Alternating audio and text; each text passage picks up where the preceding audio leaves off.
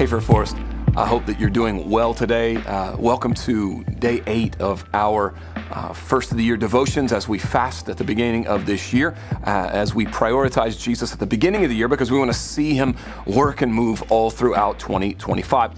So in John chapter 6, if you remember, there's this story about thousands of people, 5,000 men, not including the women and children, who gathered on a hillside as Jesus is teaching. And as Jesus is teaching them, they start to get hungry because they're with him for a long time.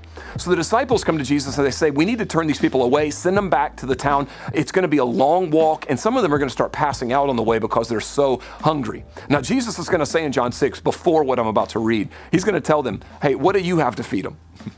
I love the way Jesus looks at his disciples and says, you better have an answer or else maybe there isn't an answer. And so I think Jesus is actually teaching us something even in that line, that he is trying to tell us really profoundly, when I'm near to you, I'm not just the answer, but I'm the one that you can come to so that you can become the answer as well. That doesn't mean that we hold the same power as Christ, but it does mean that the power of Christ can flow through us as we walk by faith. And so I think it's a beautiful line. But what ultimately happens, we're going to read starting in verse 8 in John chapter 6, what ultimately happens is that they find that there's one person in that crowd who has something to eat. One small boy, and he's willing to share. So let me read starting in John chapter 6, verse 8. I'm going to read down through verse 13. So one of the disciples, Andrew, Simon Peter's brother, said, there's a boy here who has 5 barley loaves and 2 fish, but what are they for so many? And Jesus said, have the people sit down. Now, there was much grass in the place, so the men sat down, about 5,000 in number. And Jesus then took the loaves, and when he had given thanks, he distributed them to those who were seated. So also the fish, as much as they wanted. The end of verse 11, as much as they wanted. And when they had eaten their fill, he told his disciples, gather up the leftover fragments, that nothing may be lost. So they gathered them up and filled 12 baskets with fragments from the 5 barley loaves left by the people who had eaten. I love the fact that it says so clearly that they ate everything they could possibly have wanted.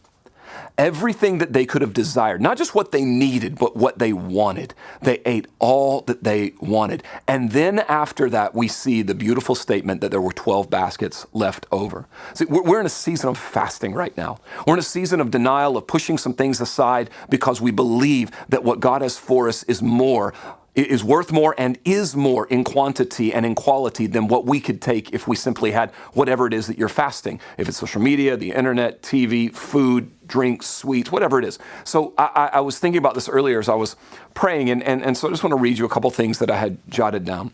This miraculous feeding teaches us that brokenness in the hands of Jesus becomes multiplied fullness in the lives of those who receive from him.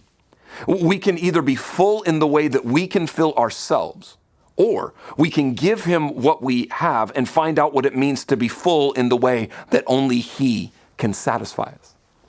Whatever we give up, if we're giving it into Jesus' hands as an act of worship and trust, we will never wind up with less than we gave up. We will always wind up surrounded by more. And I think that's such a beautiful reminder that anything we give up in worship or in sacrifice, and so in a season of fasting, that means something, right? Anything that we transfer into his hands and say, this is now yours, I'm giving this up, I'm putting this to the side for a certain period of time, giving into your hands those things that I could have taken into mine. We are never giving up substance, and we're never giving up quality, and we're never giving up fullness. So the irony of fasting is, even though I'm empty, I am seeking fullness, but I'm seeking a different kind of fullness because I'm seeking the kind of fullness that I could never have filled myself with. The meals that I'm not eating for these first 12 days of January, I'm not asking God to give me, satisfaction in my stomach. I'm asking God to give me what I could never have had I eaten those meals for the first 12 days. I'm actually seeking a greater fullness than any fullness I could fill myself with. And here's the encouragement I want to give you. Whatever you're giving up for the first 12 days or for the rest of the year, whenever you say, God, when I don't feel like worshiping and praising, but I praise and worship instead, God, when I don't feel like reading my Bible again, but I choose to take that time and read, when I don't feel like being kind because I'm frustrated and angry with that person that's in front of me, but I choose to love them like Jesus would love them, anytime I'm giving up the things that would fill me up, I'm actually asking God and counting on God, and by faith trusting God to fill me with the kind of fullness that only He can fill me with, which is a fullness of my desire, not just my need, and it's also an abundance of leftover that can be distributed after the fact. You will never give up anything if you're putting it into the hands of Jesus that you will not receive in return in an abundance that you could not have had you not given it up.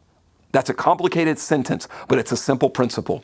Everything I give into Jesus' hands and allow Him to break and distribute, I will always receive more than I needed, as much as I desired, and then I'll have left over far more than I could have anticipated. Praise and worship Him today, even when it's a difficult time. Celebrate the faithfulness of Jesus, even when you don't feel like you have enough. Love those people around you, even when they have irritated you.